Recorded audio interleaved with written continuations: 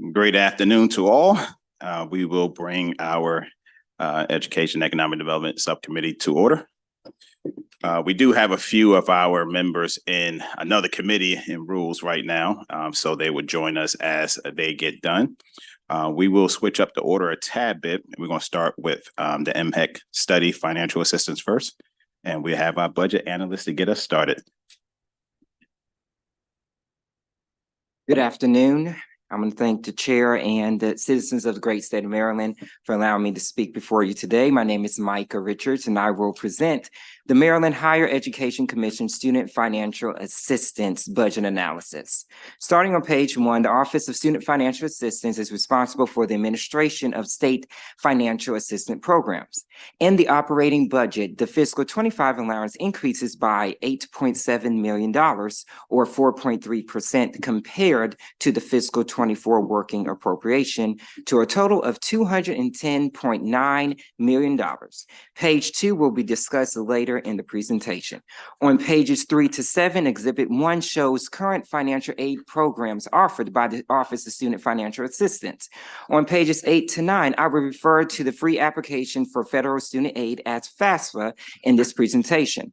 Exhibit 2 compares the great state of Maryland estimated completed FAFSAs by public high schools to other states in America.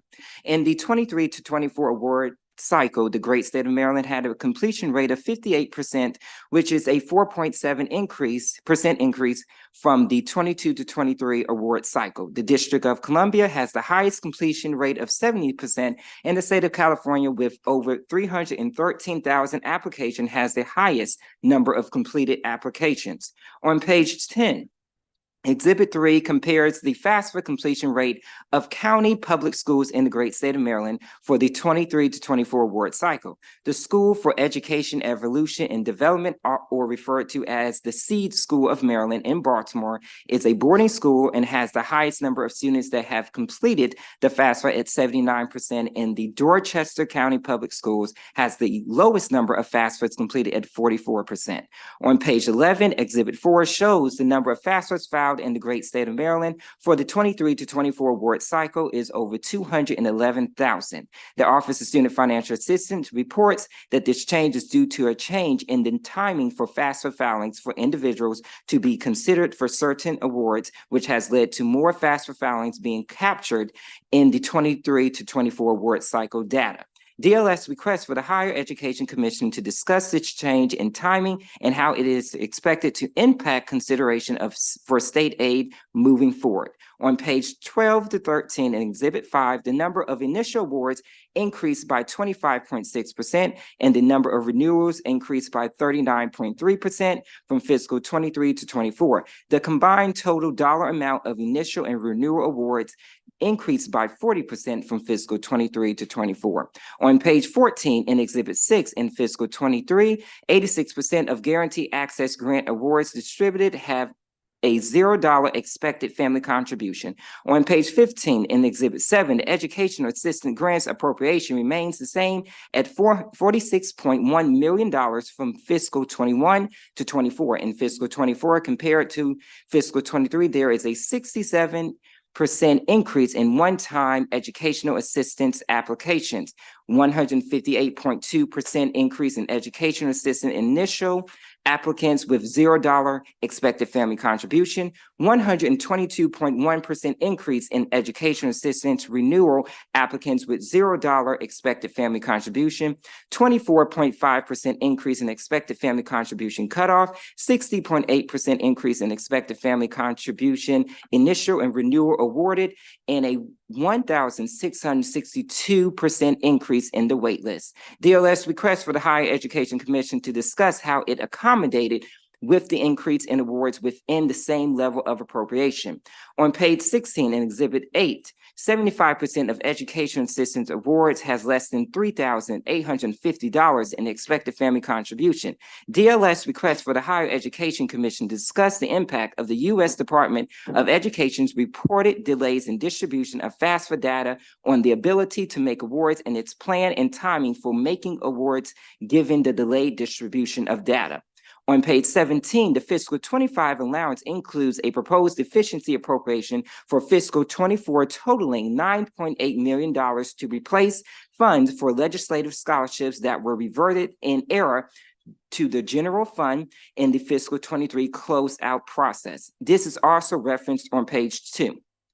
Fiscal 24 legislative priority is section 19 of the fiscal 24 budget bill, which added $1 million in general funds for the pilot program Human Services Career Scholarship, contingent on legislation creating the program. DLS requests for the Higher Education Commission to discuss the status of implementation of this new program, the number of applications for this program, and the number of anticipated or provided scholarships. On page 18, Exhibit 9 shows the number and average award by financial aid program for ongoing programs from fiscal 22 to 23. DLS requests for the Higher Education Commission to discuss and provide the committees with a chart showing projected recipients, the average grant, and the total expenditures for each scholarship for fiscal 24 and estimates for fiscal 25.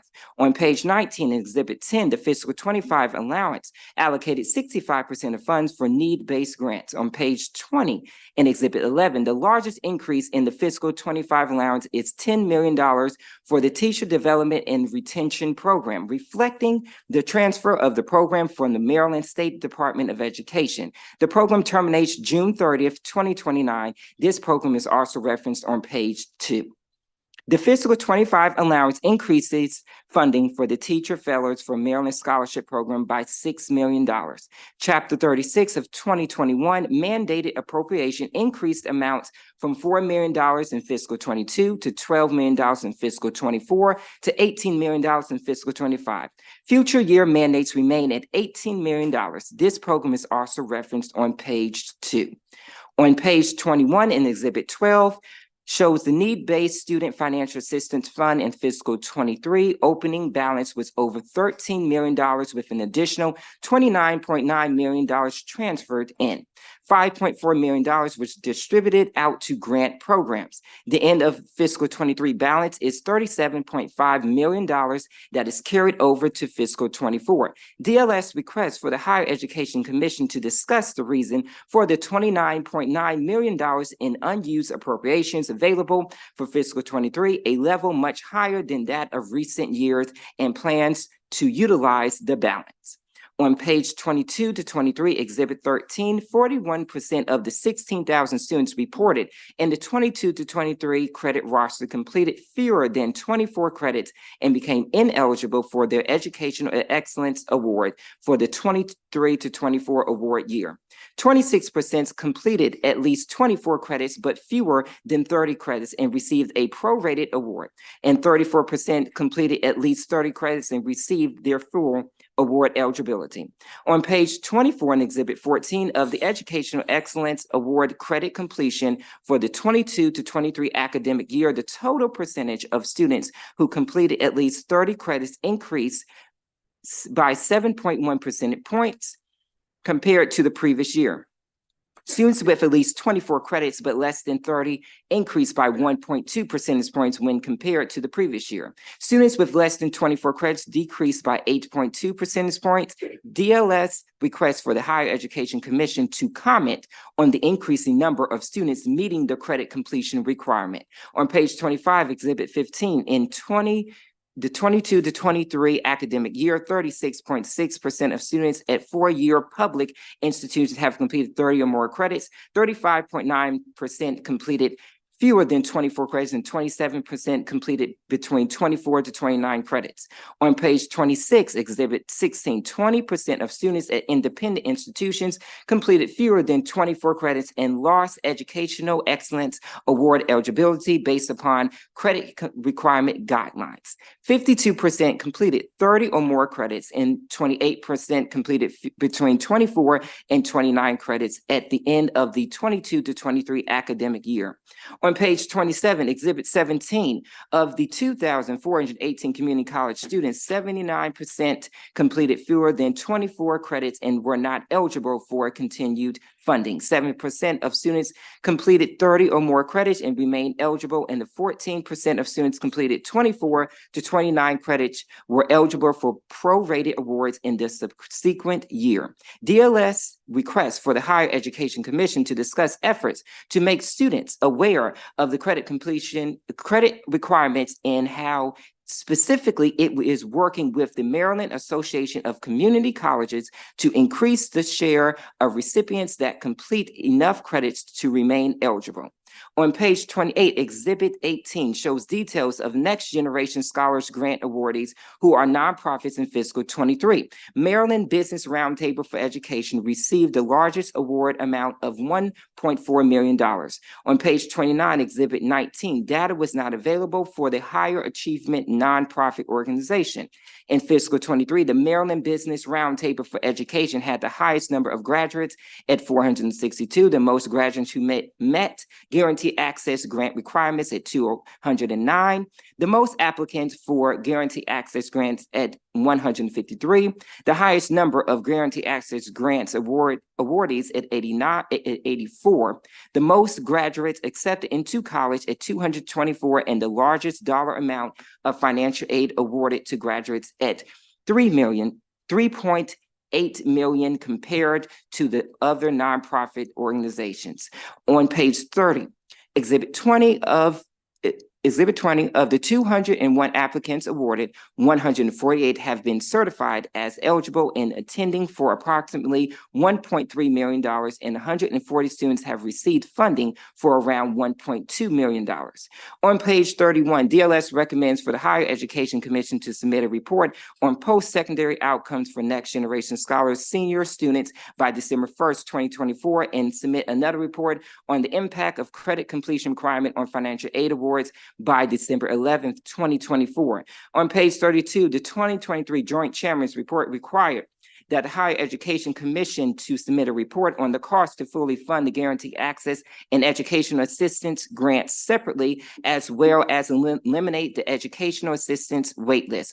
Higher Education Commission has provided a copy to DLS, and it states that guaranteed access grants are a funding priority over educational assistance grants, which causes some students not to receive grant funding. Eligible students on the waitlist are awarded grants based on need and the funding available. In the report, the Higher Education Commission recommends establishing separate funding sources for the guaranteed access and education assistance grants, and increasing the appropriation for each grant with an annual increase of 5% to account for growth in the number of eligible applicants. The Higher Education Commission recommends dedicating $165 million to $200 million to guaranteed access grants and $120 million to educational assistance grants. Also, the Joint Chairman's Report requested a report on the impact of credit completion requirement on financial aid awards. DLS has received a copy, and we have given the Higher Education Commission instructions on how to formally submit the report to the General Assembly. Issue 1 on pages 22 to 27 references this report. Furthermore, the Joint Chairman's Report requests a report on the Next Generation Scholars post-secondary outcomes. This report was submitted in December 2023. Issue 2 on pages 27 to 30 references this report. On pages 33 to 37, appendices 2 through 6 contain expected family contribution and award outcomes for other selected Office of Student Financial Assistance programs. This concludes my presentation, and I'm available for any questions. Thank you, Budget Analyst, Mr. Richards, on that great analysis. Any question for our analysis? It was on point. No questions? We'll bring up our Impact Agnes Secretary and crew.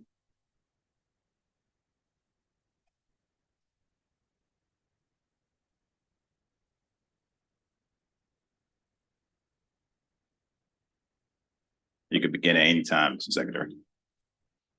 Good afternoon, and thank you, Vice Chair Harris and members of the Education and Economic Development Committee.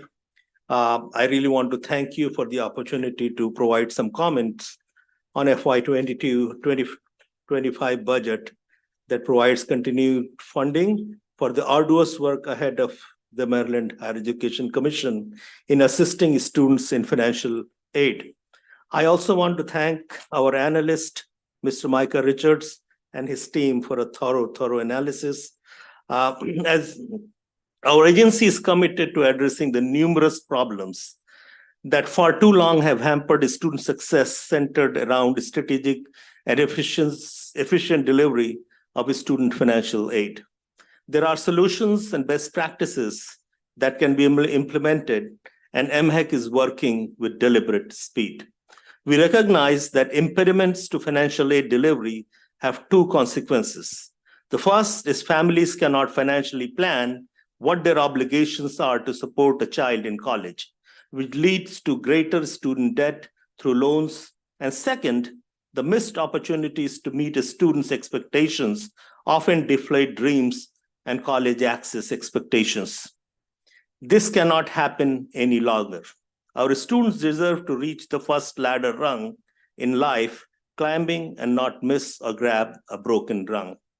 Across MHEC, there is a paradigm shift occurring that focuses on rebuilding our agency and confidence among our stakeholders. Since my appointment, I have affirmed my commitment to rebuild and strengthen MHEC's mission and guide the agency's actions. We look forward to continuing the work we have initiated at MHEC with MSD and nonprofits focused on student financial aid success through the process and navigation. The delivery of student financial aid is the cornerstone of MHEC's forward success and is our #1 priority. MHEC is singularly focused on leveraging higher education as a powerful tool to propel people forward and leave no one behind. Our agency has the important and rewarding task of coordinating 16 community colleges, 14 public four-year institutions, 22 private institutions, and 140 private career schools. We also have 15 out-of-state institutions operating in Maryland and 11 post-secondary institutions operating with religious exemption. Maryland is also home to 8 regional higher education centers, bringing educational programs to Maryland residents across our state. Moreover, there are 186 entities that provide post-secondary education and training opportunities to our nation's veterans via the GI Bill. These entities that MHEC coordinates and regulates serve close to 500,000 students each year.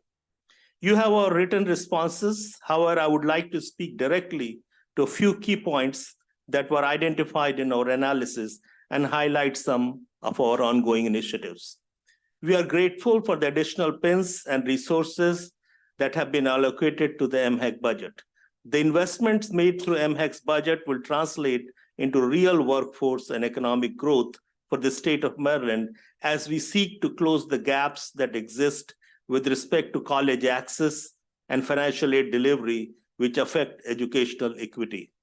MHEC has several tools to address workforce shortages through financial aid or grants, which assist in recruiting and retaining critical state workforce needs. Several unique workforce programs with financial assistance have been developed over time, but staffing has not been able to support growth and expansion. Several financial aid scholarships and grants have been created over the years that have to be administered, tracked, and reported. The agency has not realized any staff increases to manage and coordinate new financial aid initiatives. MHEC cannot continue to operate at the existing staffing levels. New financial aid programs have been created over time, and people are working harder at the agency with fewer resources, leading to revolving vacancies. This is a clear threat to sustaining the agency's mission and maintaining a stable agency with professional staff and institutional knowledge. Again, the additional pins will help the agency to perform its statutory duties and better serve the public, in particular, the Office of Student Financial Aid. I would like to talk about our initiatives around financial aid. This past fall, MHEC staff provided workshop opportunities throughout Maryland to educate individuals on the new FAFSA. In fact, we conducted a virtual financial aid open house that provided important information to students and their families. My staff sent an email link of the YouTube video that was recorded to each of your offices, and it is archived on MHAC's website. It is MHAC's priority to have all students complete the FAFSA. You heard in the analyst's presentation, there's some other states that are slightly ahead of us. The FAFSA provides essential information about student financial status to our agency. As you probably know, the federal government has pushed back the timeline for when colleges and state agencies like MHAC can receive the FAFSA data to verify data and determine students' eligibility. We are working with the colleges and universities on a consistent message. We are working together throughout Maryland with all colleges and universities to address the concerns of students and families. Students should be assured that they will be notified of their eligibility for scholarships and grants as soon as possible. MHAC developed a press kit for unified messaging to share with all higher education institutions. The MHAC website is updated regularly with information from the Department of Education. We expect to have the FAFSA data by mid-March and will work immediately to identify students' eligibility for relevant scholarships. Additionally, we are redoubling our outreach efforts through strategic communications across all media channels, television, newsprint, radio, and social media. We cannot afford to miss this opportunity to meet the financial aid needs of students due to FAFSA delay. The delay in distribution of FAFSA data puts MHAC behind schedule on creating and sending award notifications for the Howard Rawlings Educational Excellence Award programs. Because of the most recent FAFSA delay, MHAC hopes to receive student information records, ISIR, by later March into May, rather than the typical November delivery. MHAC imports ISIR data into the MDCAP system, not only to determine each student's eligibility, but also to calculate each eligible student's award amount by using the student's SAI and Pell amount to calculate each student's need. Without each student's ISIR, MHAC cannot determine if a student is eligible or the appropriate award amount. To accommodate the interruption, MHAC has adjusted the priority filing deadline and the final submission deadline as well. Due to MHAC's pushing back the priority filing date as well as deadline date, initial awarding for FY 2025 will not be able to occur until sometimes early June in 2024. If applicable, the student will have until June 15, 2024 to submit requested documentation for initial awarding. I recently sent a letter to the governor, speaker, president, and committee leadership regarding the challenges MHAC is facing with the rollout of the new FAFSA. MHAC will rise to meet the challenge. Also, recently, we developed MHAC One app, short for the Maryland Higher Education Commission One application. The One app is a centralized online platform designed to streamline the application process for various state financial aid programs and scholarships in Maryland. It allows students to apply for multiple state-funded financial aid opportunities using a single application, making it more convenient and efficient to access financial assistance for higher education. To access the MHAC One app, students need to create an MDCAPS account.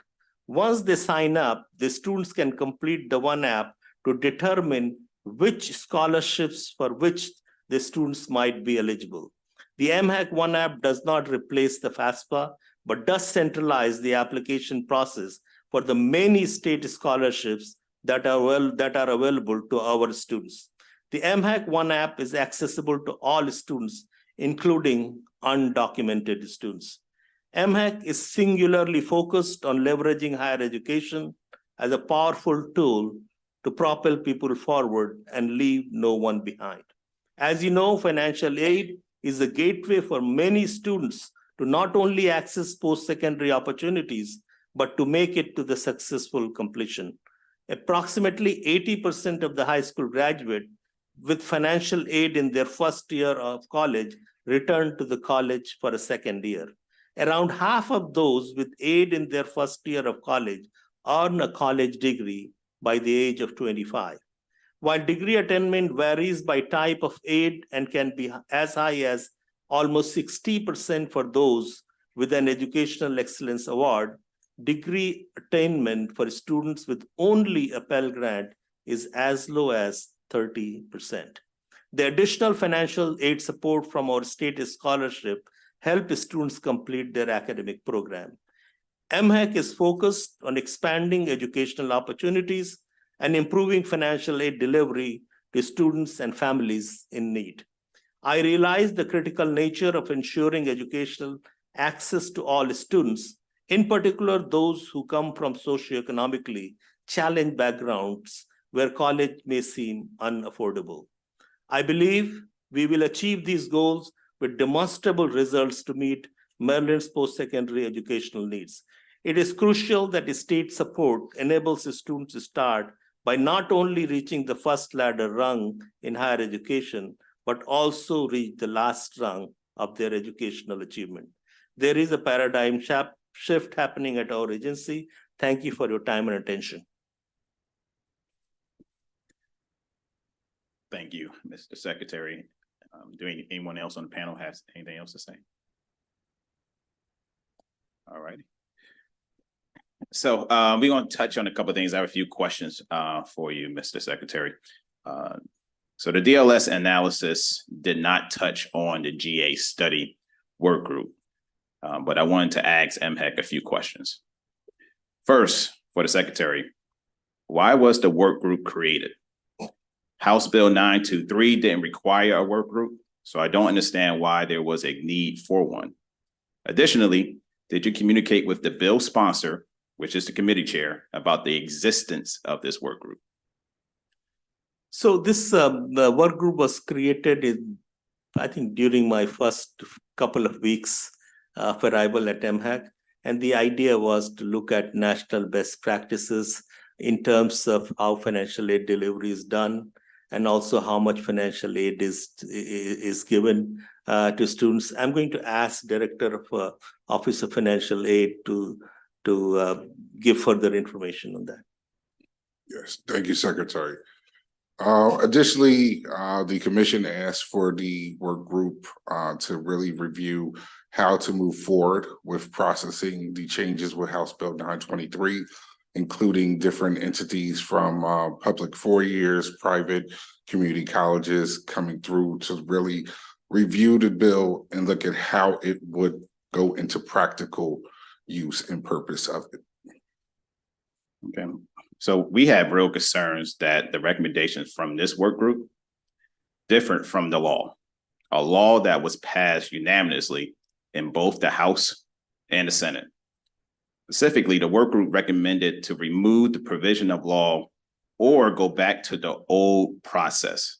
So, Mr. Secretary, does MHEC support the recommendation that came from the work group? We are going to support the law. We are not going to undo anything that law was passed unanimously. The idea is only the recommendations that make things easier for students, only the pragmatic aspects of the recommendations. We will consider them, but we have not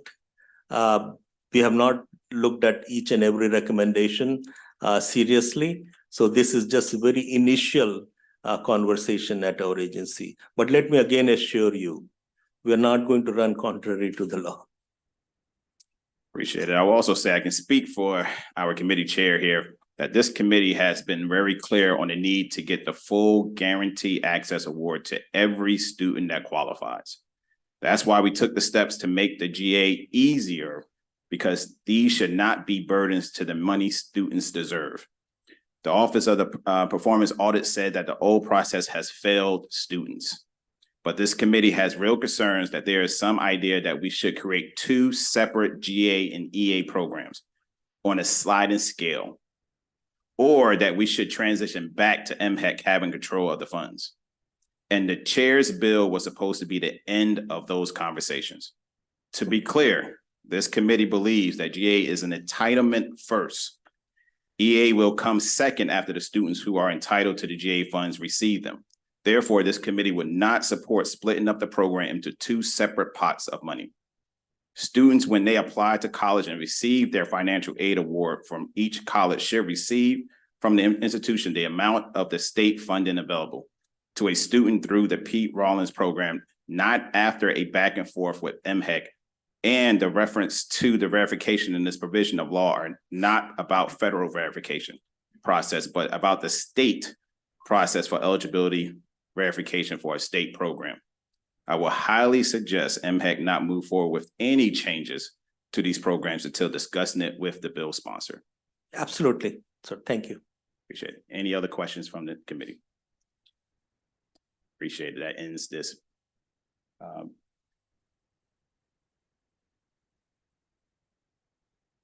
Yep, this ends this budget here, so it's my fault. Thank you very much, Thank sir. you. Yes, so we'll move on to our next budget hearing, and we'll transition. Okay. We'll move on to the Maryland Public Broadcasting Commission. And our budget analyst, the great Mr. Richards, will lead this one as well. Now I will present the Maryland Public Broadcasting Commission budget analysis.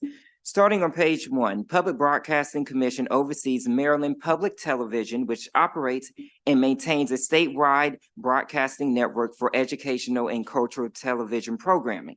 In the budget summary, the fiscal 25 allowance increases by $2.5 million or 6.5% compared to the fiscal 24 working appropriation to $40.5 million. On page 2, the fiscal 24 legislative priority is section 19 of the fiscal 24 budget bill, which added $1 million in general funds for the development of additional original documentary to be distributed to the public television stations nationwide. Public Broadcasting Commission should discuss the development of additional original documentary and feature programming in further detail. On page 3 in Exhibit 1, 51% of the fiscal 25 allowance supports regular and contractual personnel. 17% of the allowance supports contracts to maintain computer systems, educational courses, and check deposits. On page 4 in Exhibit 2, general funds decreased by 3.5% due to the $1 million contingent reduction. The public broadcasting indicates that this reduction would occur with contractual services. Reimbursable funds increases by 40% due to advertisement. Outside of the contingent reduction, the largest decrease in contractual is the contractual employee payroll of around $119,000 due to a decrease in contractual full-time equivalents. On page 5 and 6, the Budget Reconciliation and Financing Act of 2024 repeals the requirement that the governor include a general fund appropriation to the Public Broadcasting Commission in an amount equal to the difference between the special fund expenditures from 2 Pacific federal grants and the amount budgeted in the second preceding year. The fiscal 25 allowance includes a $1 million general fund reduction contingent on legislation reducing the mandate. Due to the contingent reduction, the fiscal 25 appropriation would be $12.3 million, which is a 3.5% decrease compared to fiscal 24. In Exhibit 3, DLS estimates that the repeal would reduce the appropriation by $280,000 in fiscal 2026. Which would increase to $1.8 million in fiscal 29. On page 7, as of December 31st, 2023, 5 positions have been vacant for less than 9 months. There is an increase of 2 positions, which are contractual conversions in the development area. There is a decrease of 4.6 full-time equivalent positions between the fiscal 24 working appropriation and fiscal 25 allowance, of which 2 are converted to regular positions. On page 8 in Exhibit 4, the public television membership has decreased by 4.9% from fiscal 21 to 23. The contributions decreased by 1.2% from fiscal 22 to 23. DLS requests for the public television to discuss the decreases in both membership and contributions in fiscal 23.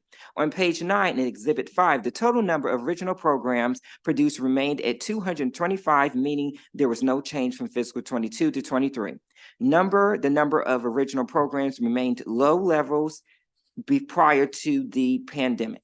The total hours of original programming produced increased by 16.3% from fiscal 22 to 23.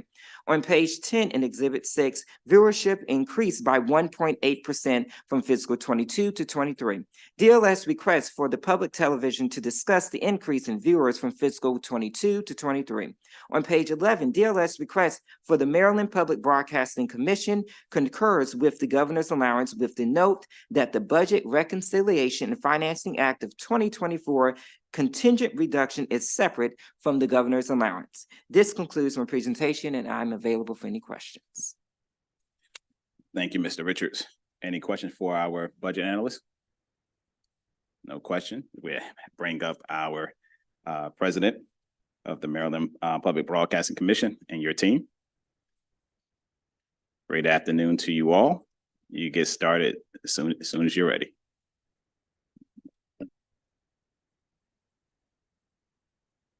Mr. Chair, for this time to speak about MPT. With me today is Patricia Fitzhugh, MPT's Chief Financial Officer, as well as Stephen Chupak, Chief Operating Officer. And I really want to thank this committee in particular for its continued support over many years. Now, as our written testimony states, MPT strongly disagrees with the language in this year's BRFA. I've submitted written testimony which details just how detrimental these provisions would be to MPT. Knowing how busy this committee is, I will just let the written testimony speak for me. But please know that I urge this committee in the strongest terms possible to overturn this language and the resulting punitive budget measures. Now, as always, I have a video that describes what MPT delivered to the citizens of Maryland last year, and it does it in a manner much better than I could do. We are looking forward to watching this video. I think you'll like it.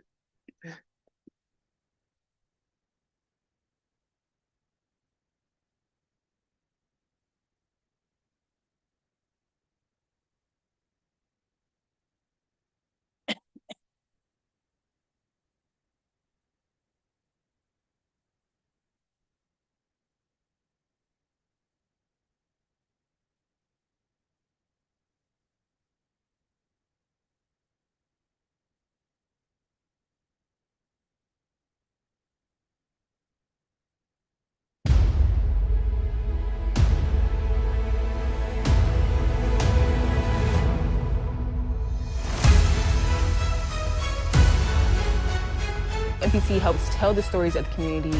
You get to see what's going on, what's happening. That's good stuff.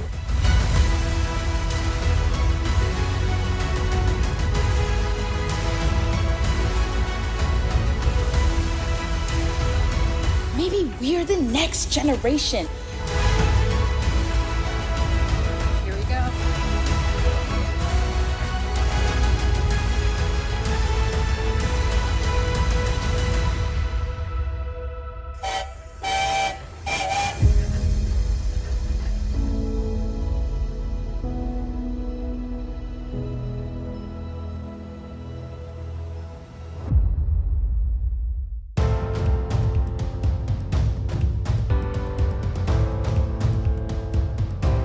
We're more connected than ever before, allowing us to reach people and places all around the world.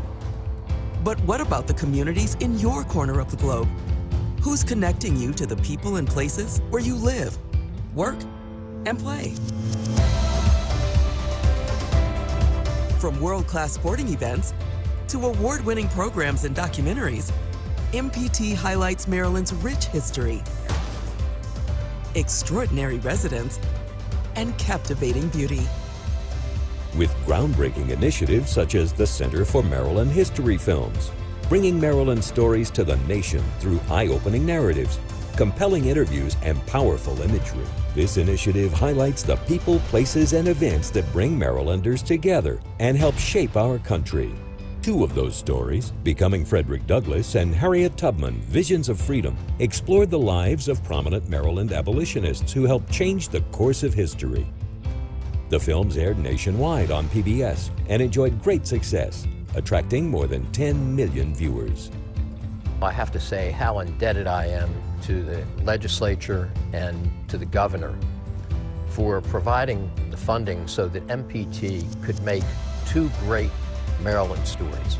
I firmly believe that a big part of the reason that MPT exists is so that we can tell Maryland stories, and we'll be making even more in the future. Inspired by the past, MPT looks forward to the future with the 2025 release of a landmark documentary featuring another prominent Maryland resident, Supreme Court Justice Thurgood Marshall. This new film will be seen nationwide on PBS. Winner of 4 Regional Emmy Awards in 2023, MPT is your home for local broadcast, streaming, and digital-first exclusives with the PBS app. Available for free on your TV and mobile device. MPT showcases local arts, culture, and natural sciences with programs such as Artworks, Destination Maryland. We are getting on some rail bikes. And you just get to take in all the views and just coast. Kind of feels like you're being transported back in time. Outdoors Maryland and Maryland Farm and Harvest. And here we have it. It is the most Maryland thing ever, and your whole family's gonna love it. Backed by popular demand, Chesapeake Collectibles, returning in 2024 for a brand new season. So happy to be here because I've been watching for so many years. I think it's wonderful. I mean, it's exciting. Bringing Chesapeake Collectibles back to MPT and to our fantastic new studio enabled us to show off items that have historical importance or historical value for the community that we serve in Maryland. People were keen to come to MPT and to share their stories. Thank you very much for bringing it in, and we should hopefully have the rest of the story. Earlier today, Governor Wes Moore delivered his first State of the State address. MPT connects communities and constituents to lawmakers. Governor, thank you for being here. Thank you so much. Thank you all. Thank you all. With programs such as Direct Connection and State Circle. I just think that Maryland Public Television is really a total gem for our state. For a lot of people, it's about the only way that you can really see what's happening in Annapolis. We're here at the iconic Fairhill Event Zone in Cecil County with the show jumping arena right behind us. In 2023, the MPT Sports Desk took the show on the road to give you a front row seat to the prestigious Maryland 5-Star, the CIAA tournament in Baltimore, and the nation's top one-day pro cycling race, the Maryland Cycling Classic. Just absolutely perfect scenery. It was one of the best events I've attended on the cycling side in a very, very long time. MPT dishes out national favorites, including My Greek Table and To Dine For with Kate Sullivan. Thank you for this amazing conversation. And drives viewer loyalty with award-winning favorites such as Motor Week. Motor Week is plugged into what's coming down the road. MPT celebrates Maryland's diverse communities with specialty programming during HBCU Week. You are making a connection, not just a connection for now, but a connection for the future. And now, nationwide with HBCU Week Now, a public media partnership with support from the Corporation for Public Broadcasting. As Chesapeake Bay Week approaches its 20th anniversary, MPT continues to celebrate Maryland's rich heritage and vibrant culture. We want to preserve their stories and let them tell their stories. People like Captain Eldridge Meredith are always innovating. He started out as a waterman, then he opened up a restaurant, and then charter boat captain. MPT delivers vital messaging and services to residents through the Maryland State Ad Agency. I'm Morgan Moses with the Baltimore Ravens. There is hope and there is help available. Visit stopoverdose.maryland.gov or call or text 988. This is such an amazing, amazing group of educators. MPT plays an essential role in education by delivering academic support for students and teachers in class and online through MPT's ThinkPort and Ready to Learn. I think the educational component of Maryland Public Television is very important. Enough credit can't be given to local programming that focuses on education, helping the younger citizens in our state grow up and contribute in a meaningful way. MPT is in your corner, covering your communities, your stories, your life. And for the best stories across the globe, enjoy primetime programming from PBS. Fasten your seatbelt. Hip-hop is the creativity that comes out of the black neighborhood when everything has been stripped away. Everyone under this roof is in my care. I'm trying to find out what happened with the game before Parker Brothers started to sell it. You're uncovering the truth. That's a good one. MPT. Be informed. Be entertained. Be inspired.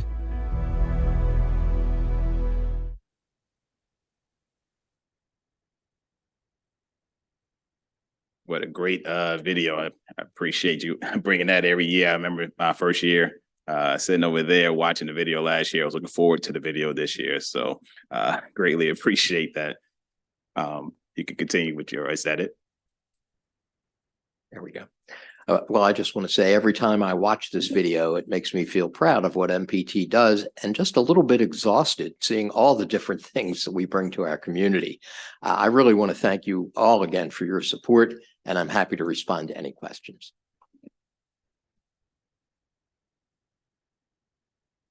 Recognizing our chair. Thank you so much. I apologize for my tardiness. Not feeling super great today, but I didn't want to miss that video. I know we discussed that it was already on the website, but I did resist looking at it so that I could be surprised with everyone at the same time. The video really does summarize succinctly all of the amazing things that MPT is doing. And so based on like your productivity, the fact that obviously the legislature has been supportive for a long time, why do you believe that this cut was included in the first place? This is just my own thought, but because it's pretty much of a mandate, I believe if you take a look at the BRFA, I think, I guess budget management was trying to do away with many of the mandates. And I'm sure maybe you don't remember in here, but when that passed in 2017, it passed the Senate unanimously and overwhelmingly in the House. And it would just be a shame to see that overturned at this time.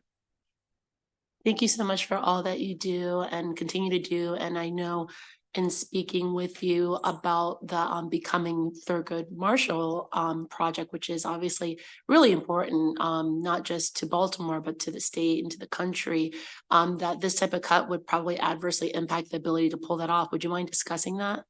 I'd love to. We obviously do have the money to do Thurgood Marshall. But if the language in the BRFA would stand as is, it would be the last thing that the Center for Maryland History Films would be able to do. And I, for one, would just hate that. Thank you. Appreciate that, Madam Chair. Any other questions? Yes, Delegate Forbes. Thank you, Mr. Chair. And following up on her question about the Thurgood Marshall, our family enjoyed the Harriet Tubman and the Frederick Douglass documentary so much. When will we get to see Thurgood Marshall?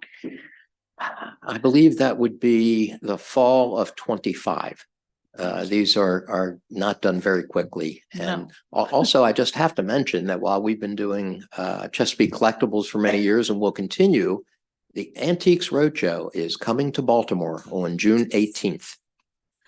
And if you need anything more on that, I'm happy to Thank you for sharing that breaking news with our committee, and thanks for all that you do. It's actually going to be at the Baltimore Zoo. What a good partner. Or I guess that's the Maryland Zoo. I apologize. Yeah, absolutely. Appreciate you. Any other questions? Well, I tell you, one of the things in the video was really interesting was them riding on that railroad. Seems pretty interesting and fun, so we may have to check that out. But we're looking forward to HBCU Now Week. That seems really an exciting time as well. So we appreciate everything that you all do and continue to do. So thank you so much. Thank you all again for all the support. Much appreciated. Thank you.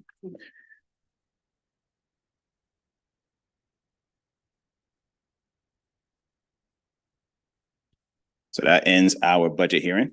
We move on to our next budget hearing, which is Bowie State University. And we're here from our budget analyst, Ms. Kelly Norton. Thank you. We're going to start on page 4 with Exhibit 1. It shows the total undergraduate enrollment and category changes from fall 2018 to 2023. Total undergraduate enrollment decreased by 90 students or 1.7% from fall 2022 to 2023. As is illustrated in the exhibit, first-time, full-time students experienced the largest decline, falling by 200 students, which was slightly offset by an increase in the continuing student population, which grew by 164. Total undergraduate enrollment in fall 2023 reached 5,288 students. Exhibit 2 on page 5 documents the changes in undergraduate applications. As shown in the exhibit, the number of applications grew greatly from 2015 through 2018 as a result of Bowie partnering with an enrollment firm that specializes in identifying students who will apply to universities. The drop in 2019 was a result of a change in methodology that counted only completed applications. Of note, beginning in 2019, the acceptance rate of applications has increased substantially, totaling 82% in 2023. Despite this increase, the yield rate has fallen to 18% in 2023. Moving to student performance, Exhibit 3 on page 6 provides the second and third year retention rates for first-time, full-time students. The second year retention rate has increased in both 2018 and 2019, reaching 75.3% for the 2019 cohort. The third year retention rate rebounded from the 2017 cohort low mark of 53.9% to 58.7% for the 2018 cohort. There was a decline in both retention rates for the 2020 cohort with the onset of the pandemic, followed by a slight increase for the 2021 cohort. Exhibit 4 on page 7 provides the 4- and 6-year graduation rates for first-time, full-time students. As shown in the exhibit, the 6-year graduation rate peaked with the 2012 cohort reaching 47.6%, which has continuously dropped with the following cohorts, reaching 42.3% for the 2016 cohort. The 4-year graduation rate has steadily improved since 2008, reaching a rate of 17.9% for the 2015 cohort. However, this rate has been lower since that time, with a 4-year graduation rate of 16.5% for the 2018 cohort. Exhibit 5 on page 8 provides the 8-year graduation rate by Pell and non-Pell recipient status. Non-Pell eligible students graduate at higher rates than Pell eligible students in all of the identified categories except part-time transfer students. Pell eligible full-time transfer students graduate at higher rates than both first-time, full-time, and part-time transfer Pell eligible students. Exhibit 6 on page 9 shows the estimated cost of attendance versus the average net price for full-time in-state students by income level between fiscal 2020 to 2022.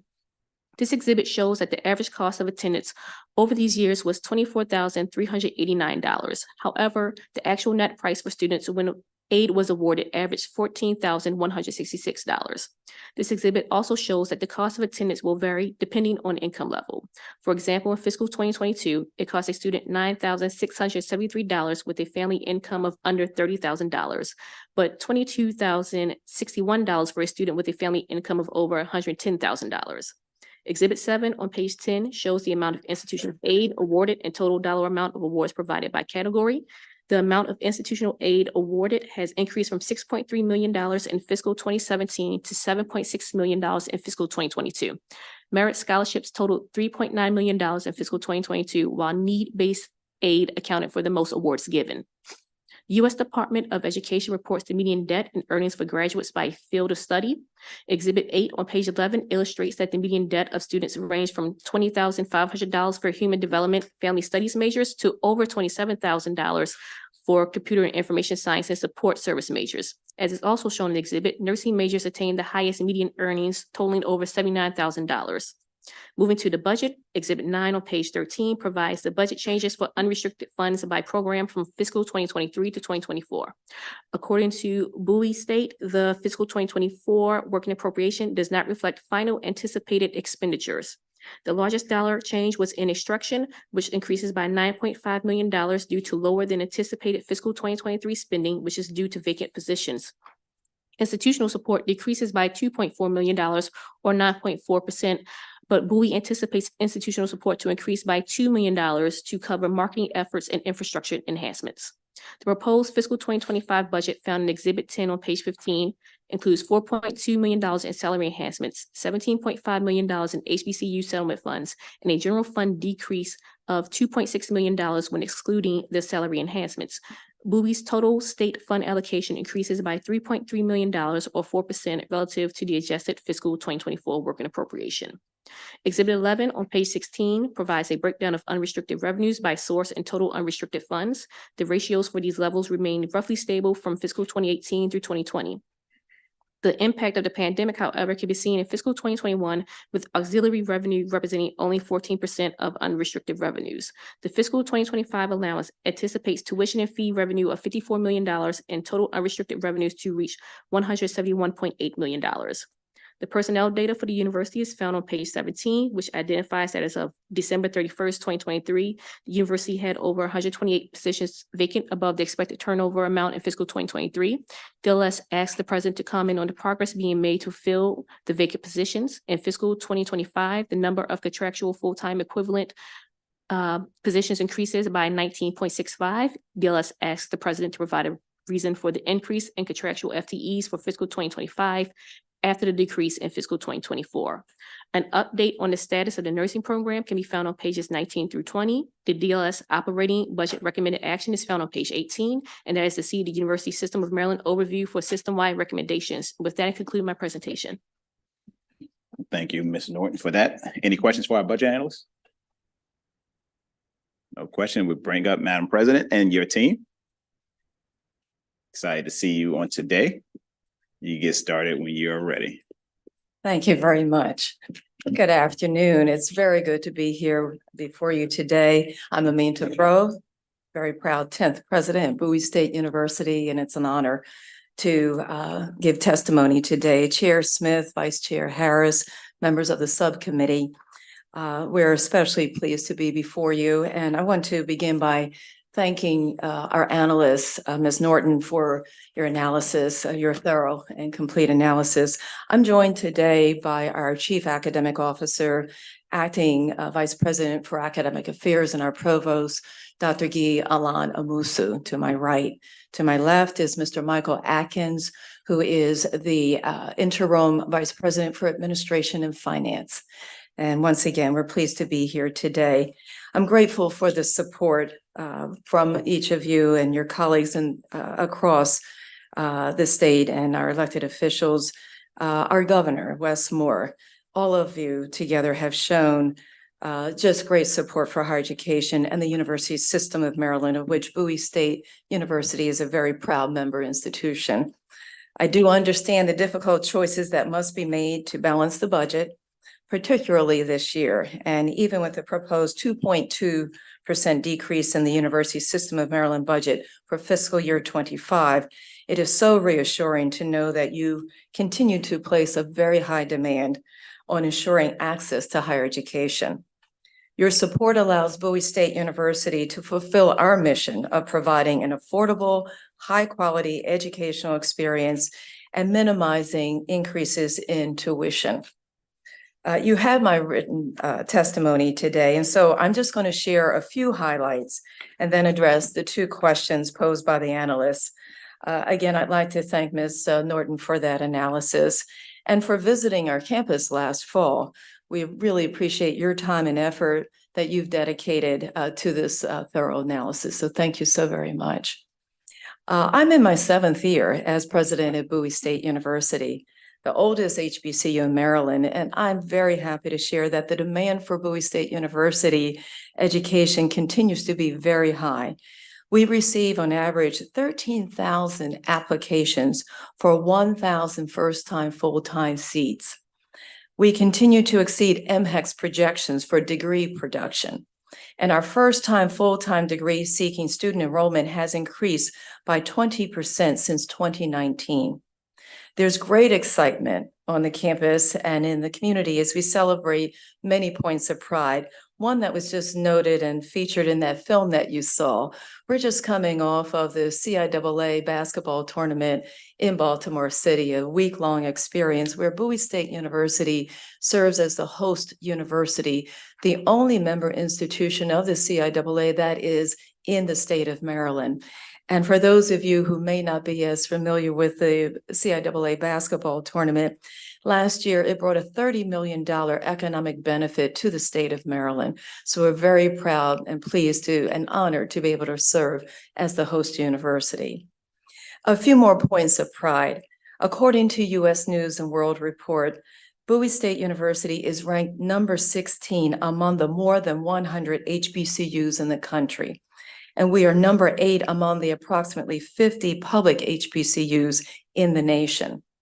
BSU is recognized among the most innovative universities and as a top performer for social mobility, according to U.S. News Best Colleges this year. BSU is a top 5 Maryland university for graduating African Americans with bachelor's degrees in nursing, biology, and computer and information sciences, according to Diverse Issues in Higher Education. And Bowie State University is listed among the nation's top graduate schools programs in nursing for our MSN program, computer science and education and public affairs, according to U.S. News and World Report. We are proud of the efforts to garner more private giving also, and announce at the end of last calendar year that Bowie State University had achieved our highest level of record giving, $50 million for our Campaign for Excellence fundraising goal, 2.5 years ahead of schedule. While we celebrate and thank individuals and partners such as national partners, Adobe and Truist, and local partners like BGE and many others, we have raised the bar even higher and set the goal even higher to raise an additional $25 million before the official closeout, which is scheduled for December 2025. Our faculty continue to excel in research, and in our quest for the Carnegie Classification R2 designation, awards have increased by $11 million, or 245% since 2019, with nearly $20 million in grants now coming in. And last year, we graduated 16 doctoral students and invested $3.8 million in research. So we are moving closer to the goal of 20 doctoral level students that's required for the achievement of the Carnegie Classification R2 designation, as well as the $5 million research investment required to reach that R2 status. Just a couple of weeks ago, the U.S. Education Secretary Miguel Cardona visited Bowie State University to highlight the outstanding work of our faculty in the College of Education to produce more school counselors and more Black male educators for our K through 12th grade level students. With funding we are receiving from the HBCU Coalition case settlement, we have launched 16 new academic programs in high-demand workforce-aligned fields since 2021, including in software engineering, cyber operations engineering, data science, applied biotechnology, and molecular biology, the Internet of Things, and the Internet technologies. We are very proud of the faculty efforts to provide academic programs to Jessup Correctional Facility and to be the first HBCU to provide a full academic degree program, the sociology degree program for incarcerated citizens. We're especially proud of our first PhD program in counselor education and supervision. And we are closing out our current 5-year strategic plan entitled Racing to Excellence and launching a new strategic plan to begin in this year, as of July 1st. With your continued support, we will continue to focus on our mission to provide access to an affordable education, preparing students to meet the workforce demands in our region and throughout the nation. Moving forward, our strategy for sustained growth will include adding more innovative academic programs, increasing marketing and promotion, developing more partnerships with community colleges, including increasing our transfers, attaining R2 Carnegie Classification designation, and increasing our capacity to house more students on the campus.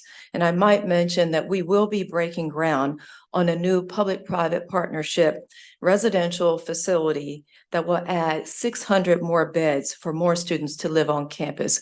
We will be doing that in the fall of this year. Only about 1/3 of our 6,400 students currently live on campus, and more want to stay on the campus, and we want them to, because we know that students persist and graduate faster when they feel connected to the campus.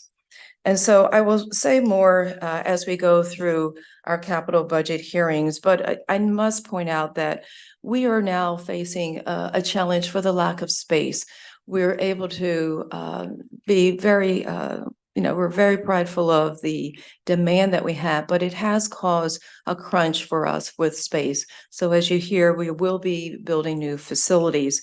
And I do want to thank everyone here, all of our elected officials, the Assembly, as well as the Senate, for the ribbon cutting that we will be enjoying at the end of this academic year for our new Martin Luther King Communications, Arts, and Humanities building. We are also focused on increasing our graduate enrollment, and we're very pleased that we were able to increase graduate enrollment by 25% in 1 year just since last year. We have the capacity to grow the graduate programs faster, given most of our graduate population is not as affected by the limited residential constraints that we have. And so I hope you're getting a sense of some excitement happening at Bowie State University with the enrollment. This president can hardly contain herself when I see the high demand for Bowie State University and individuals across the state and across the nation recognizing the value that we provide with our outstanding academic programs and the focus that we have on research and teaching in very unique ways, such as in our College of Education that is focused on increasing the Black male educators and putting them in the classroom so more students of Black and Brown communities can see people who look like themselves in the classroom. So let me shift now to the questions I was asked to address. I was first asked to comment on our progress in filling vacant positions. We are doing more hiring than ever before, in part because we had to scale up to support the new academic programs and student services, those wraparound services that are greatly needed. It is clear that in today's market, post-pandemic, we just couldn't continue to do things as we had in the past. So we revamped our HR department, adding a talent acquisition unit and implementing new marketing and recruitment strategies to attract and retain the best talent to BSU. We've also streamlined our processes, and all of our efforts are paying off. We've already reduced the vacancy rate by 5 percentage points as of February 1st, and we expect to get it down to about 9% by June 30th of this year. I was also asked why our contractual FTEs have increased for fiscal year 25. This increase is related to services we must provide, such as instructional design and advising, as well as many other support staff and faculty to implement the new academic programs we have developed and are continuing to develop. In short, we have charged the teams on the campus with scaling up to meet the needs of our rapidly growing institution. And as we grow new programs and reinvest in the institution, we forecast continued growth and success for our historic institution, the oldest HBCU in the state of Maryland. Thank you for your time today, and I'm open to any questions that you might have. Thank you, Madam President. Recognizing our chair. Thank you, Mr. Chair, and thank you, President Bro. You look remarkably well rested despite a very busy preceding week. I just wanted to say thank you for your leadership through COVID, through here. And I know this is a challenging time for higher education broadly, but we're looking for solutions, and we just thank you for your leadership and your team being here today. Thank you, Madam Chair. Thank you, Madam Chair. I will echo those sentiments. 7 years is it's a great time, great leadership. That just shows how your leadership is exuding through the university. So we appreciate you. We were listening to the numbers are extremely great. 8 out of 50, 16th out of 100, $30 million from CIAA last year, 16 new academic programs. the first HBCU to provide a degree program for our incarcerated fellows. I mean, it's some great stuff that you all are doing. So we greatly appreciate the work that you're doing out in Bowie State University. It sits in Prince George's County. And so we greatly appreciate it. Any other questions from our— Thank you so much. May I acknowledge there are members of the BSU community behind me as well. If I could ask them to just raise their hands because they're working really hard back here. So thank you for the time for today. Thank you so much. Teamwork make the dream work, right? Yes, it does. Absolutely. Appreciate it. Any other questions? I think that concludes our budget hearing for Bowie State University. Thank you very much. Have a great day. Thank you. Now transitioning to the Department of Commerce, bringing up our budget analyst, Ms. Elizabeth.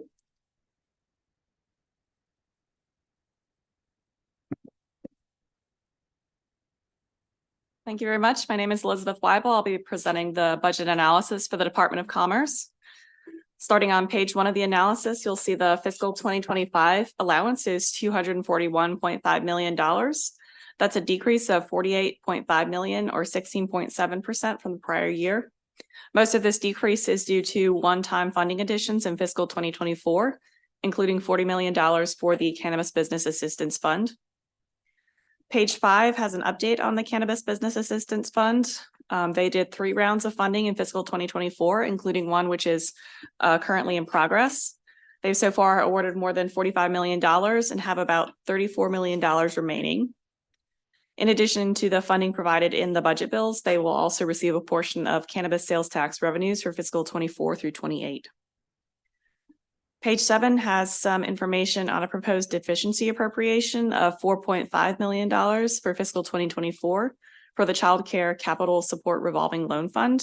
That amount was reverted in error at the end of fiscal 2023, so the deficiency appropriation is to make that fund whole. Page 8, Exhibit 3, shows an overview of agency spending for the fiscal 2025 allowance. 30% of the allowance goes to financial assistance programs. These are grant and loan programs to encourage business growth and development. They include the Small Minority and Women-Owned Business Account, or SMWOBA, the Maryland Small Business Development Financing Authority, and the Maryland Economic Development Assistance Authority and Fund, also known as Advantage Maryland. 25% of the budget is for marketing, tourism, and the arts. These programs include the Maryland State Arts Council and the Tourism Development Board. 22% of the allowance goes to tax credits, the largest of which is the More Jobs for Marylanders program, and about 7% goes to administrative costs. The proposed budget change chart starts on page 9. I'll just draw attention to a couple of the larger program expense changes on page 10. The largest increases are an additional $7 million in federal funding for the Maryland Small Business Development Financing Authority through the Federal State Small Business Credit Initiative. There's also a $3.5 million increase in funding for the More Jobs for Marylanders Tax Credit Reserve, which I'll go into a little bit more later on in the presentation. The largest decreases, as I mentioned, are those one-time grants and assistance, including the $40 million for the Cannabis Business Assistance Fund. There's also a $1 million decrease proposed in funding for the Business Telework Assistance Grant Program. The language in the budget bill makes that decrease contingent on legislation eliminating the program. And legislation has been introduced to eliminate the funding mandate, but not the program itself.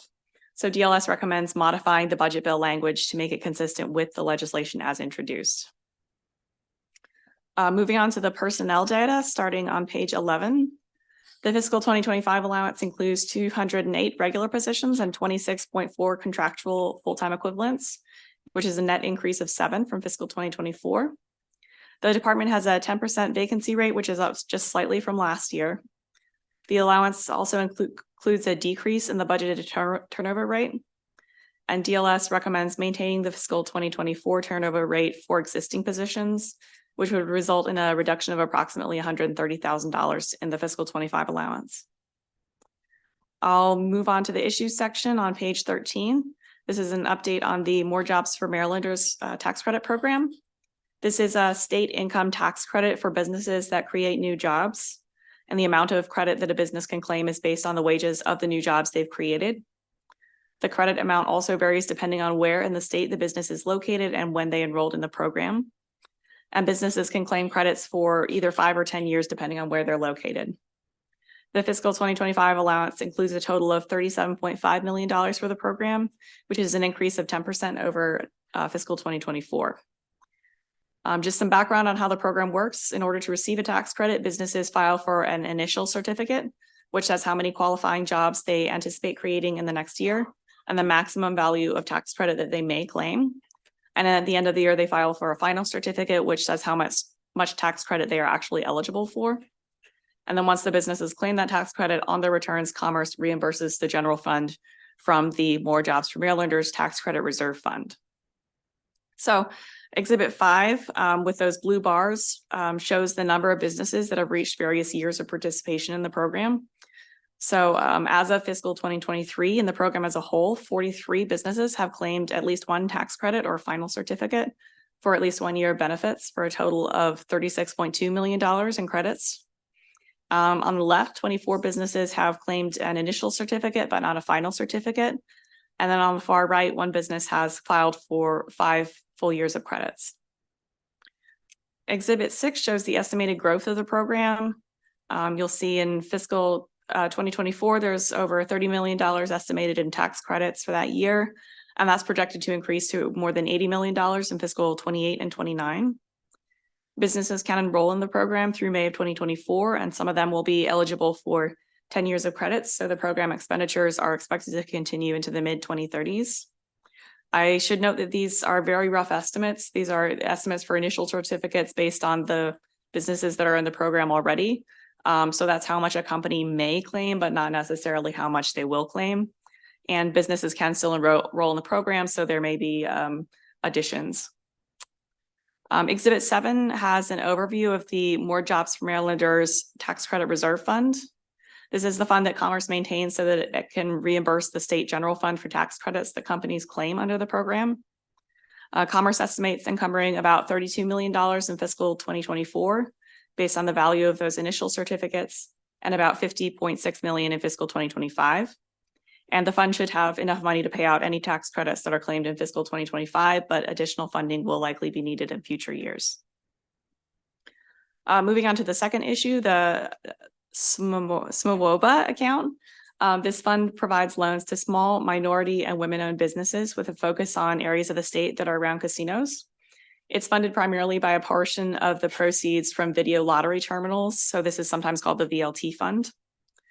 In years past, the fund managers that are contracted to distribute loans have had a hard time distributing as much money as is coming into the program just because of the amount of money that is coming in. In fiscal 2023, however, fund managers did increase the value of loans they provided by 75% from the prior year to a total of $25 million. In fiscal 23, the program settled 152 loans with a total value of $19 million. Of those funds, 71% went to businesses in areas around the VLT facilities, 38 went to minority-owned businesses, or 38% rather went to minority-owned businesses, 36% went to women-owned businesses, and 6% went to veteran-owned businesses. Exhibit 8 on page 18 shows the relative values of transactions and revenues. The revenues are the blue line growing across the chart, showing the money that's coming into the account. And then the loans made to businesses are the red bars at the bottom. And revenues have typically been higher than the amount of loans made, even in a year like fiscal 23, when there was a 75% increase in the value of transactions. There was also a 29% increase in the VLT revenues. So the revenues have continued to exceed the transactions. Commerce has suggested a few ideas to increase fund activity. One of those is adding additional fund managers. Commerce is planning to put out a request for proposals to recruit additional fund managers in fiscal 2025.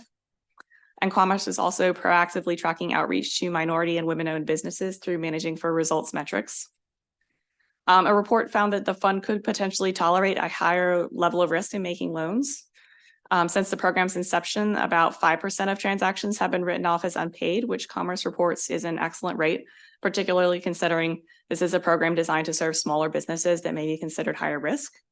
And so Commerce is working with fund managers to develop more flexible underwriting strategies to accommodate more businesses. There's also a bill in right now, House Bill 26 would allow fund managers to issue grants in addition to loans, or along with loans, I should say. which could encourage more participation in the program. And DLS has asked Commerce to comment on the increase in participation it would expect with the ability to provide grants. The DLS recommendations are on page 21. That has the recommended increase in the budgeted turnover rate to the fiscal 2024 level and the wording change on the contingent reduction for the Business Telework Assistance Grant Program. That concludes my presentation, and I can take any questions you have. Thank you so much for your budget analyst. Any questions for our budget analyst? Appreciate you. Thank you so much. We'll bring up our secretary and your team.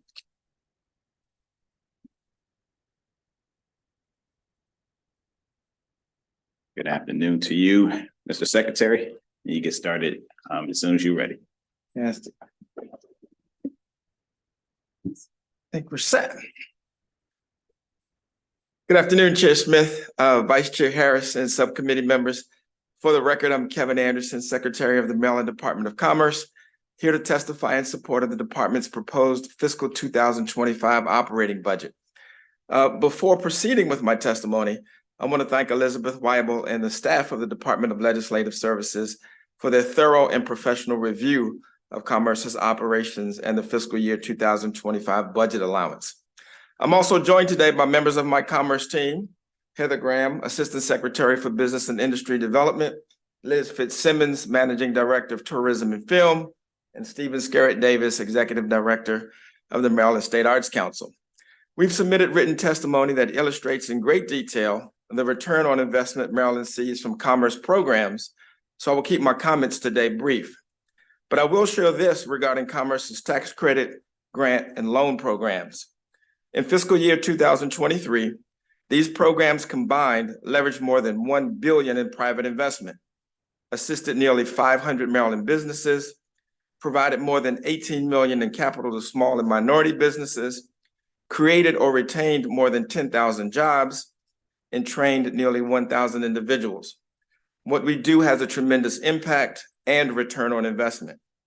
Commerce's proposed operating budget allowance is $242.5 million, which supports 208 permanent positions. This proposal includes $146.3 million in general funds, $76.8 million in special funds, $4.8 million in federal funds, and another $14.6 million from the Federal American Rescue Plan Act of 2021. These funds are critical to the department's mission of supporting business growth, attracting and retaining new jobs and new investment, and making our state's economy stronger and more competitive. In the past year, Commerce has helped boost Maryland's competitiveness by implementing new programs like our Build Our Future Grant Fund and bringing more than 24 international companies to Maryland through our Global Gateway program. All told, Commerce's finance and tax credits programs helped create and retain nearly 10,000 jobs in fiscal 2023. The proposed budget includes $17.5 million for our Advantage Maryland program, also known as MEDAF, our primary direct assistance program. This is the program we often use to support major economic development projects in the state, such as manufacturing facilities or corporate headquarters. It includes $37.5 million for More Jobs for Marylanders program's Income Tax Credit Reserve Fund. This is a job creation program that supports our manufacturing sector, as well as businesses located in Maryland's 149 opportunity zones.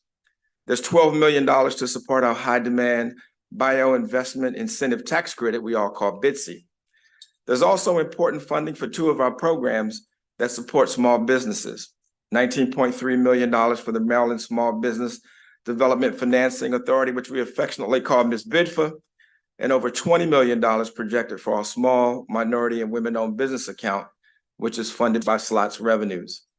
The proposal includes $22 million for tourism development and $31 million to support the Maryland State Arts Council. Not only are tourism and the arts critical economic drivers in themselves, but they are an important tool for business and workforce attraction. We need to be able to show that Maryland is a fun and interesting place to live. And I now like to address the issues raised in the DLS analysis. The first recommendation was to reduce this Commerce appropriation slightly to increase our turnover expectancy. We respectfully disagree with this recommendation. While Commerce does have a higher vacancy rate than last year, this is an anomaly resulting in part from a change in the administration and the departure of some political appointees. We are in the process of filling these vacancies. If we don't fill these positions, we risk decreasing our customer service and responsiveness, putting undue strain on our staff. Furthermore, Commerce is committed to Governor Moore's goal of rebuilding state government by ensuring vacancies are filled as quickly as possible by the department. Therefore, we are opposed to retaining the current turnover rate. The second DLS recommendation was to alter the contingency language related to the $1 million associated reduction with the elimination of mandated funding for the Business Telework Assistance Grant Program. We concur with this recommendation. Finally, Commerce was asked to comment upon the increased participation we expect to see from offering grants through our small women minority-owned business account. Commerce has been working with the fund managers in recent years to ensure funds are being deployed more quickly in order to support our small business customers more effectively.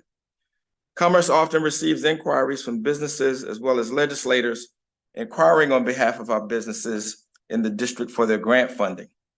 While we cannot accurately predict to what extent the program activity will increase, we do believe more of these referrals will result in businesses participating in SMWOBA if they can obtain a grant as well as a loan through the program. We do believe that an increase in participation of 10% is a conservative estimate. The governor's proposed fiscal 2025 budget includes important investments in economic development and the work of the Department of Commerce. We feel strongly that these are also critical investments in the people of Maryland and also in the future of our state. The Department of Commerce respectfully requests approval of the fiscal 2025 budget as submitted. Thank you, Madam Chair and Mr. Vice Chair. Thank you so much. Thank you for your testimony. Appreciate it. Is there any question for our secretary? Recognizing our Madam Secretary, Madam Chair. No promotions in this hearing. I just wanted to say thank you, Secretary Anderson, for your leadership and prioritization of the very grants you just spoke about, because quite frankly, we, I think, have opportunity to show the country how to get it right. And we have the demographics that suggest that we can do so. So I just thank you for your continued leadership there. Thank you, Madam Chair. Any other questions? Right. I think that's the end of this panel. We do have a few members that will be testifying. I will remind everyone as you come up, you do have 2 minutes to testify. First, we have Barbara Ash. Nicholas Calhoun.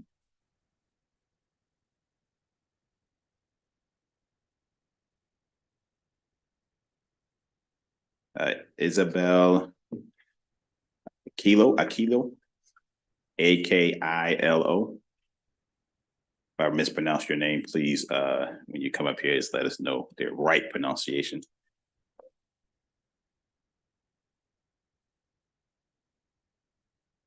And you get started when you're ready.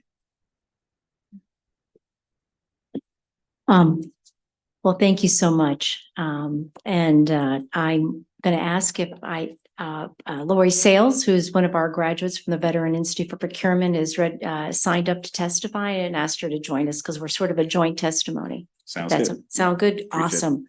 Well, I am Barbara Ash. I'm Executive Vice President of the Montgomery County Chamber of Commerce, and I'm the president of the Chamber's Foundation, where the Veteran Institute for Procurement, or VIP as we like to call it, resides. I'm here today to testify in support of the budget request for the Department of Commerce and ask for your continued support for VIP and the veterans it serves. I'm thrilled to share that VIP Maryland graduates last year won $1.6 billion in prime awards with the federal government. Yeah, I'm glad to see you're, yeah, 1.6 billion. And that's an incredible return on the investment in the program, which we now receive just $150,000 a year. So It should pain you to learn that we currently have 68 Maryland veteran small businesses on the waiting list. So consider that.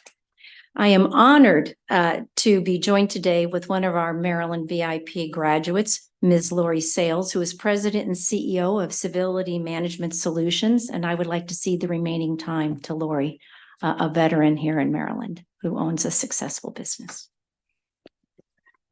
Good morning, I guess good afternoon. Chair Smith, Vice Chair Solomon, and members of the subcommittee, I am Lori Sales, President and CEO of Civility Management Solutions and a veteran of the United States Marine Corps. I am here today to testify in support of the fiscal year 2025 budget request for the Department of Commerce. The Department of Commerce budget currently provides support for nonprofits like the Montgomery County Chamber Foundation's Veteran Institute for Procurement, VIP, program. The VIP program is the first free training program for service-disabled veteran-owned small businesses and Maryland veteran-owned small businesses. Veteran-owned company C-level executives receive comprehensive instruction on how to accelerate their federal government contracting business skills. Civility Management Solutions, we are a professional consulting firm that is located in Greenbelt, Maryland, located in Prince George's County. We provide conference and statewide logistics, program, project, and financial management, acquisition and administrative support, and human capital training. The growth of Civility MS has been through the socioeconomic set-asides to include the earned veteran service disabled status. Last year, our company won our highest competitive award at $24 million at HHS, which is in Montgomery County, Maryland, may I add? And part of that, what's that billion you said? Number that was announced just a moment ago. I graduated from the VIP program in January of 2019, and within the state of Maryland, I don't know a veteran-owned business that does government contracting who has not participated and received great value from the VIP program. The VIP program has provided my company with several competitive advantages: the opportunity to accelerate growth and build relationships with prime contractors and government agencies, a network of over 2,000 successful graduates throughout the country, comprehensive training and instruction by subject matter experts that provides best business practices strategies. Is that my count? Yeah, you can finish up though. Continuous growth for veteran businesses as VIP grows in their offerings. Lastly, for example, I will be soon participating in VIP International as our company was awarded a contract with the United States Agency for International Development. You see, I know that VIP program adds significant value to the veteran business community and the Maryland economy because as I travel nationally for businesses and meet other veteran entrepreneurs, they proudly share what they received out of the VIP program. Thank you so much for your time, sir. Thank you. I also brought up Albita Rivera. She was on my panel to sign up for What's the to name? speak. Albita Rivera. Yep, I have it. Perfect. Appreciate it. We're all Thank here you. then. Yep. Vice Chair Harris, honorable members of the committee, my name is Nicholas Cohen. I'm the Executive Director of Maryland Citizens for the Arts. We are the nonprofit organization that serves as a statewide advocacy group for public investment in the arts. Through our advocacy, we represent the interests of 300 arts organizations, 24 local arts councils, 29 arts and entertainment districts, and thousands of independent artists across Maryland. Impressively, each year, the Maryland State Arts Council provides grants to thousands of individual artists and arts organizations and has helped Maryland become a national model for equitable investment in the arts. The entire arts sector, too, would like to thank the Commerce Secretary, Secretary Anderson, and the State Arts Council Executive Director, Stephen Scarrett Davis, and his entire staff for their continued work to help our sector. Maryland Citizens for the Arts also supports Commerce's work to continue to fill their vacancies, thereby further enhancing their customer service.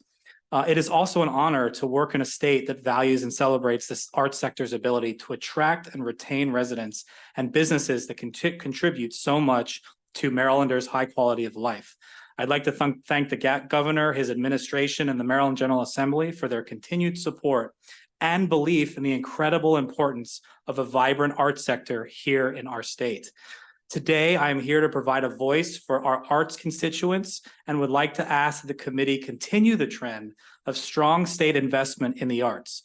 To that end, I respectfully ask the committee to fully fund the Maryland State Arts Council of the FY25 arts appropriation of $31 million. The Maryland State Arts Council ensures that this appropriation reaches every corner of the state. And more importantly, it is distributed equitably through a rigorous and transparent grant process with an eye towards diversity and accountability. As you'll hear from my wonderful colleagues on this panel, this investment is a crucial piece of state support for the continued vibrancy of the arts in Maryland. I thank this committee for its time and continued support of the Maryland arts sector. Thank you.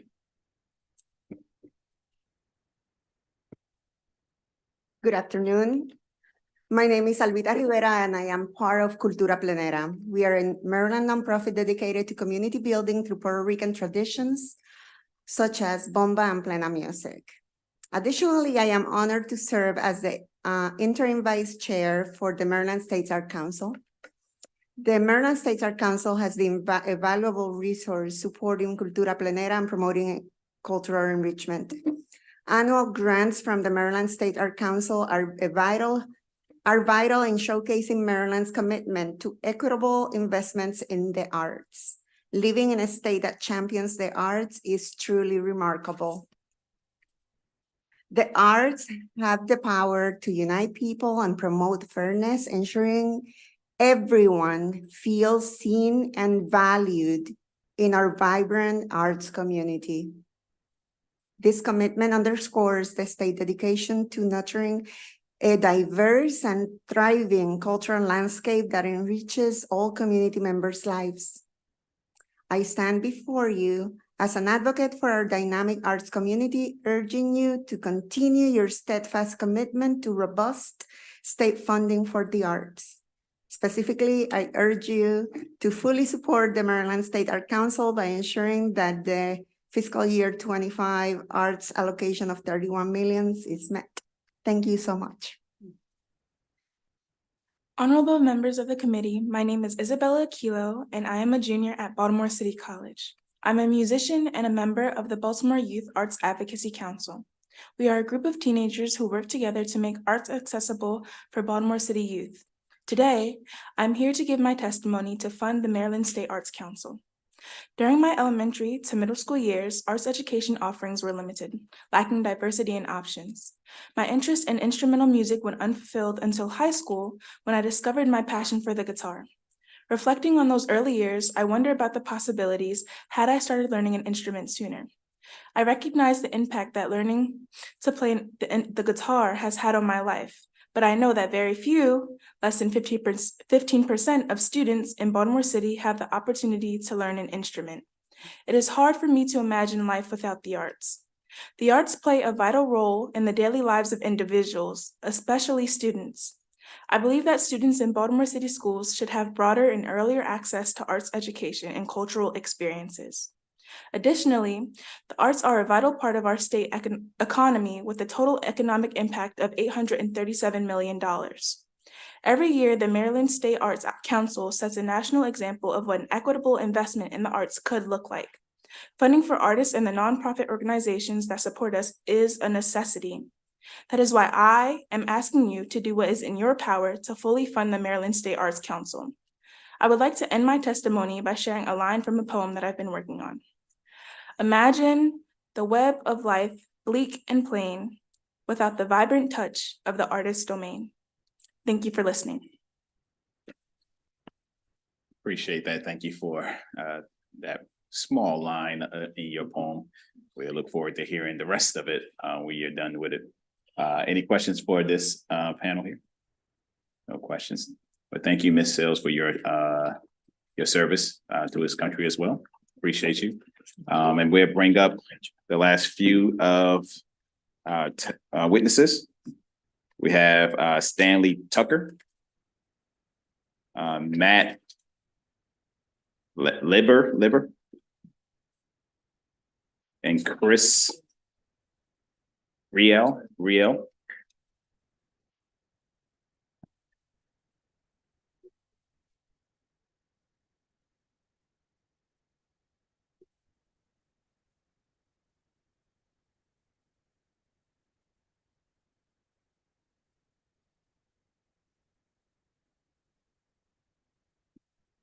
So I called up 3. We got 4 at the table. So we see we got Matt. That's Matt. Okay, we got Stanley. Got it. Okay. And then we got Chris.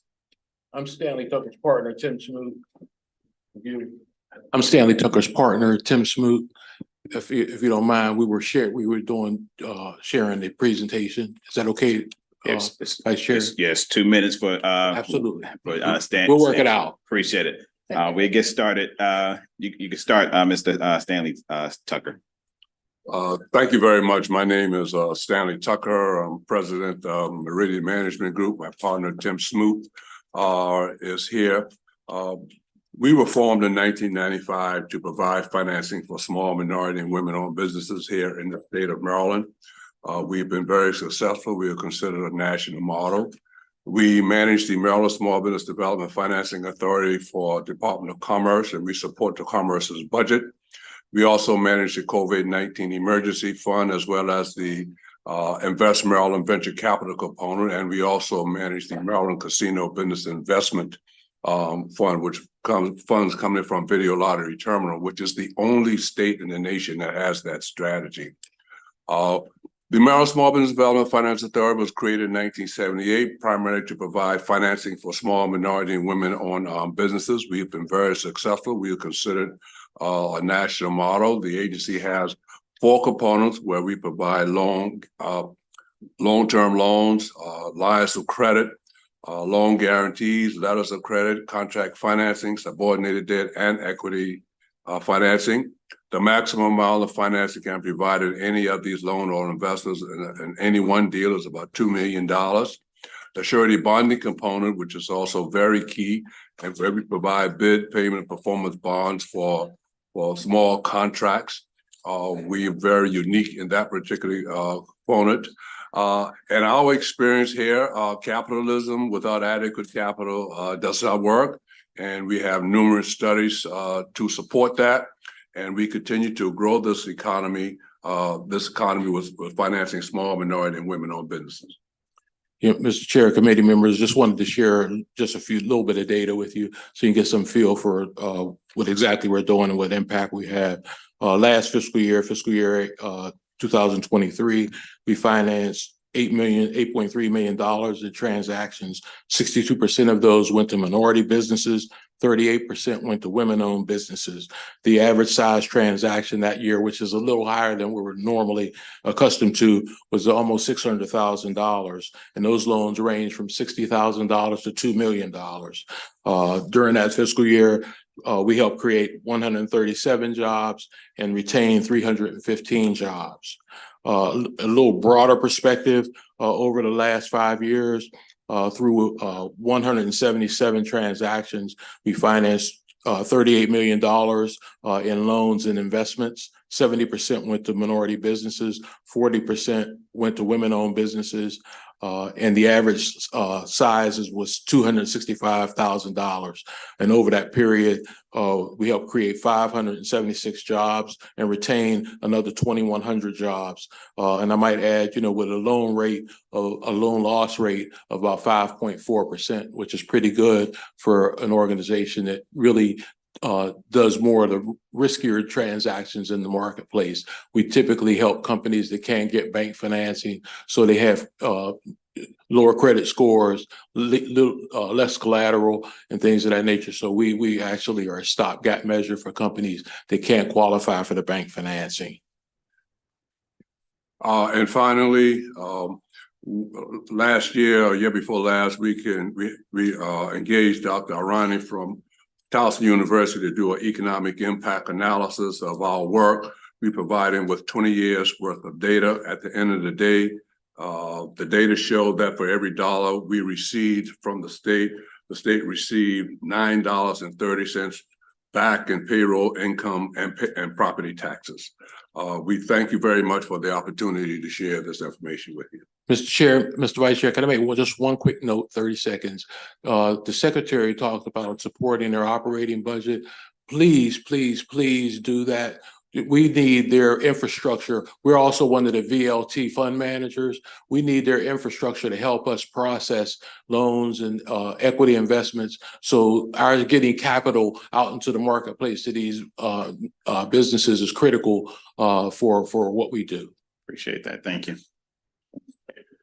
Vice Chair Harris, members of the committee, thank you for having me today. My name is Matt Liver. I'm wearing a couple hats today. So the first part is I'm the legislative chair for the Maryland Tourism Coalition.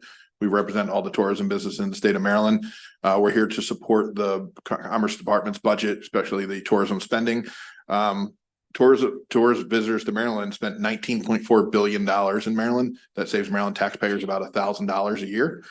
We employ 187,000 people in the state of Maryland. We're the 10th largest private sector industry in the state, and we collect $2.3 billion in taxes that pays for almost 31,000 public school teachers. So we are a very key element to the state economy. So having that funding there to help promote the state of Maryland is important to us.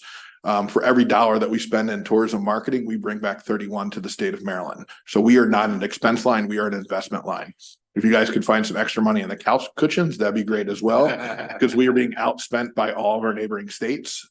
Everybody but Delaware spends more money on tourism marketing than we do. So we need to catch up.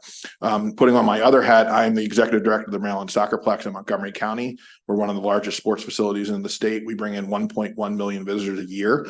I wish I could say that the Soccerplex alone is the reason for that, but we depend heavily on our partners like Visit Montgomery and the State Office of Tourism to help promote Maryland as a destination. When these events are looking for somewhere to go, they're not just looking at the facility that they're going to be playing on, but what else is there for their visitors while they're here? You know, what are mom and dad going to do when the game's over? What are the kids going to do when they're not playing? So that whole infrastructure is important. So that money that comes into the Tourism Development Board to help support that marketing effort is vital to our business to make sure we can keep bringing in that 1.1 million visitors. So we ask that you support the budget. Good afternoon, Mr. Vice Chair, members of the committee. My name is Chris Reel, and I'm here today as a member of the Maryland Tourism Development Board and a small business owner myself, asking you to support the governor's recommended budget for the Tourism Development Board without earmarks or set-asides. I own a company called Rent-A-Tour, and my job is to welcome guests from around the world to our state, specifically to Baltimore, and share our remarkable and inspiring stories. And Matt's already talked about the economic impact of tourism, the billions of dollars in visitor spending and state and local taxes, almost 200,000 jobs in our industry. You already know that tourism and hospitality represent one of the state's most powerful economic engines. But every engine needs fuel. And the fuel that powers this engine is the more than 40 million people that visit Maryland every year. And getting those people here requires marketing. But here's the thing, a majority of tourism and hospitality businesses are classified as small businesses like mine. And we simply don't have the marketing dollars to reach those potential visitors. And that's why it's critically important to make sure that the Tourism Development Board has the resources it needs to promote Maryland as a world-class destination. Look, all of us here in this room already know that Maryland is awesome. We have the best food, we've got the best natural resources, the best arts, we've got the best cultural attractions, the best flag. We're basically the best. But other states think that too. They're wrong, obviously, but they're spending an awful lot of money anyway fighting for those same visitor dollars. So we need to shout it from the rooftops. Maryland is amazing and you need to come and experience it for yourself. And when we do that, we're not just puffing out our chests, we're not just being boastful, we're fueling that economic engine. Tourism marketing is not an expense, it is an investment. Like Matt said, for every dollar spent on promotion, marketing, and advertising, Maryland realizes roughly $30 in visitor spending. And the economic activity generated by those visitors can be used to help fund other important priorities and help make Maryland even greater than it already is. So again, I ask respectfully that you approve the governor's recommended budget for the Maryland Tourism Development Board. Appreciate it. Thank you. Thank you for your testimony. Any questions? Alrighty, I appreciate it. That was it for this particular panel here. And then that concludes our budget hearing for the Department of Commerce. And that will conclude our budget hearing for the Education and Economic Development Subcommittee for today. Thank you for your time.